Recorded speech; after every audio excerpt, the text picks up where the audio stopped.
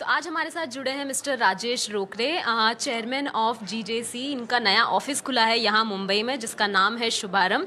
So congratulation sir आपके ये new office के ओपनिंग पर। Thank you very much. तो सबसे पहले मैं आपसे ये पूछना चाहूँगी कि गवर्नमेंट की न्यू पॉलिसी आई है जहाँ पर उन्होंने गोल्ड और सिल्वर दोनों के इम्पोर्ट ड्यूटी के जो प्राइसेस है वो बढ़ा दिए हैं 15%, जो कि पहले 6% है। तो आपको क्या लगता है कि ये इसका इम्पैक्ट जेम्स और ज्वेलरी इंडस्ट्री में लॉन्ग टर्म और शॉर्ट टर्म में क्या फ़र्क पड़ेगा? बिल्कुल, एक हफ्ते के अंदर दो बड़े पैनिक डिसीजन हमारी इंडस्ट्री के ऊपर आया है। पहले तो प्रधानमंत्री जी ने इस इंडस्ट्री में बाइंग न करने के लिए सलाह दी थी, और उसके बाद सेकंड बड़ा पैनिक ये है कि अभी कस्टम ड्यूटी बढ़ा दी गई है। तो दोनों में बहुत ज़्यादा पैनिक मोड पे हम लोग आ चुके हैं। पहले ही सोने के भाव बढ़ जाने के कारण इस इंडस्ट्री में खरीदारी वैसे ही कम हो गई थी। अब कस्टम ड्यूटी के कारण कहीं ना कहीं जो लॉफुल बिजनेस कर रहे हैं उनके लिए कहीं ना कहीं गलत होगा।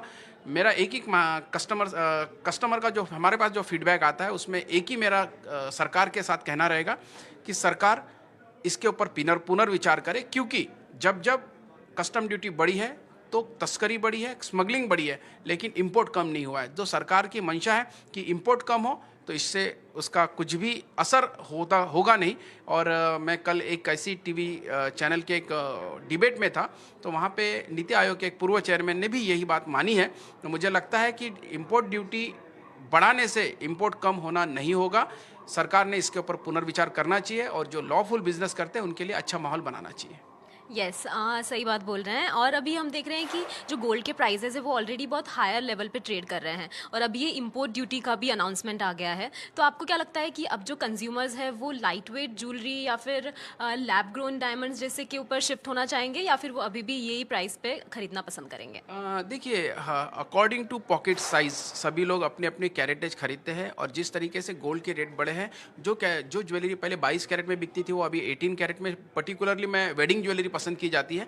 और हमारे यहाँ ज्वेलरी को पहले और अभी में एक बड़ा अंतर है। पहले ज्वेलरी येलो कलर की पसंद की जाती थी, लेकिन अभी मल्टी कलर लेने के कारण 9 कैरेट तक के भी ज्वेलरी पसंद की जाती है, और लैब ग्रोन भी एक नया विकल्प सामने में है। तो सभी के अपने पॉकेट साइज और अपने पसंद के हिसाब से ज्वेलरी इंडस्ट्री में हर तबके के लिए हर तरह की ज्वेलरी अवेलेबल है।